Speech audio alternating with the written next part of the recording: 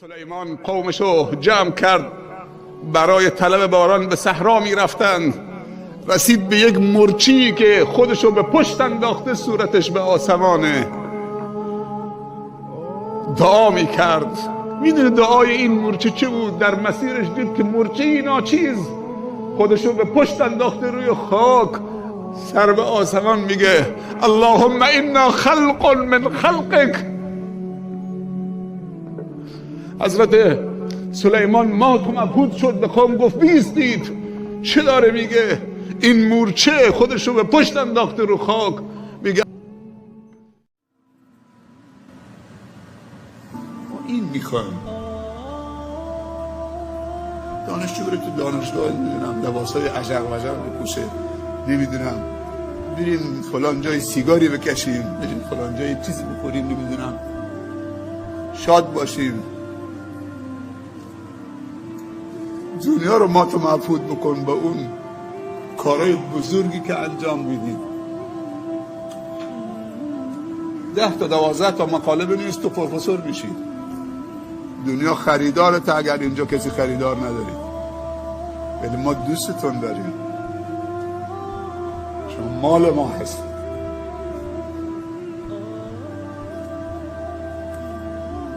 آموختن و آموزش تنها راه ایجاد یک جامعه هدف عالی است. انسان ها میتونن انسان ها رو تحریک بکنن. 2 چیز خیلی مهمه، 3 چیز. یکی این که فرافکنی نکنید، مسئولیت بپذیرید، میتوانم خدایا یاریم کن. اینو باید بگید، با قدرت باید بگید، با صدای بلند. اصلا جلو آینه بیست، بگو میتوانم خدایا یاریم کن. میتوانم یعنی چی؟ میتوانم خدایا یاریم کن. تو وقتی که همه چیز مهیاست، هیچ خطری تو رو تهدید نمیکنه، تو دیگه اگه موفق هم بشید این لاف بلوفه. خوبه که انسان تو بحران ها مدیریت داشته باشه، تو بحران ها انسان ساخته بشه.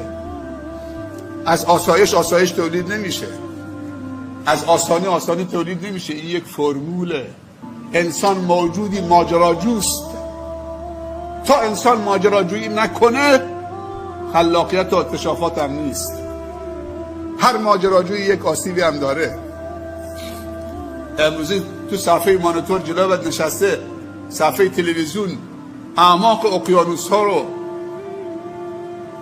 و صدها گونه های دریایی و موجودات تو دریا و طبیعت زیر آب، و شما میدونید که چند نفر رفتن زیر آب، کوسه زدنشون، پاشون قطع کرده، اصلا بالا نیامدن.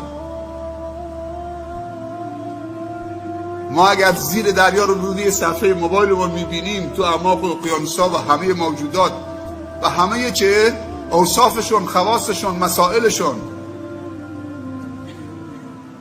به خاطر یک عده‌ای ماجراجویی کردن، آسیب دیدن تا این خلاقیت ایجاد شده. خداوند در قرآن میگه، شما هم این سوره 100 بار خوندید، 1000 بار خوندید، فإن مع العسر یسرا، إن مع العسر یسرا. خداوند گفته، 2 بارم گفته که شاید فکر بکنید که از آسانی است، ولی گفته إن مع العسر یسرا. بعد از سختی و تحمل زحمت و قبول مسئولیت و سختی ها، آسانی حاصل میشه، یسر حاصل میشه.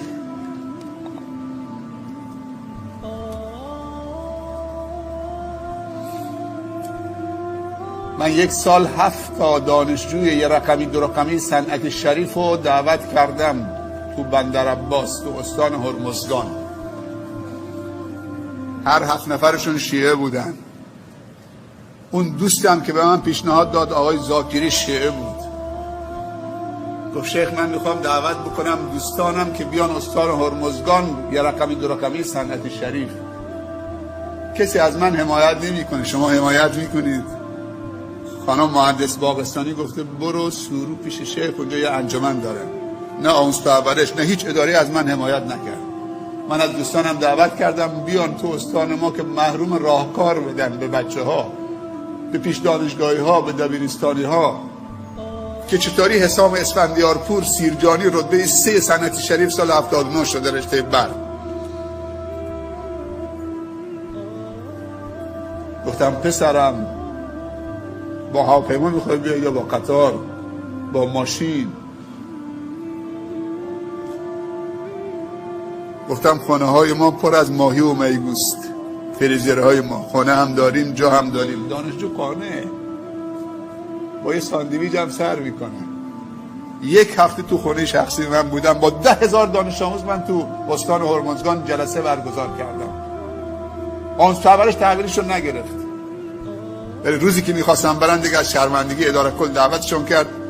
خیلی هم ناراحت شدن. اونجا حرفای تندی زدم بهشون، شما ما رو تحویل نگرفتید، گفتیم تو نمازخانه یک شبانه روزی ما میخوابیم، یه فلافل به ما بدید.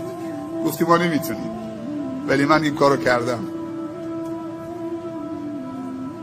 اینا رو میگم که میشه خیلی کارها کرد. 7 روز تو خانه من بودن، با 10,000 دانش آموز من جلسه گرفتم، راهکار دادم. یه روز خانم دقوقی که مدیر دبیرستان دخترانه شاهد بود، الان تو اداره بندره، تو اداره بندر منو دید، گفت شیخ دیگه از اون دانشجوهای صنعتی شریف دعوت نمی‌کنید. تا چند ماه این دخترای دبیرستانی تو شاهد اصلا حال و هواشون عوض شده بود برای درس خوندن. شما درس میخونید؟ تحقیق که ما کردیم نمره بچه هامون افت کرده. هر کدوم تو دانشگاه توی گوشه نشسته منزوی. ما یه طلبه داشتیم اینجا تو مدرسه بندرعباد، دانشگاه قبول شد، گفت شیخ من برم دانشگاه یا ادامه بدم اینجا؟ گفتم طلبه زیاد داریم، تو برو تو دانشگاه. رفت طرف برازجون و گوشه رو اونجا. چند سال اونجا موند، نزدیک به 100 و خورده دانشجو چه شناسایی کرد از بچه‌های خودمون. چه تحولی اونجا ایجاد کرد.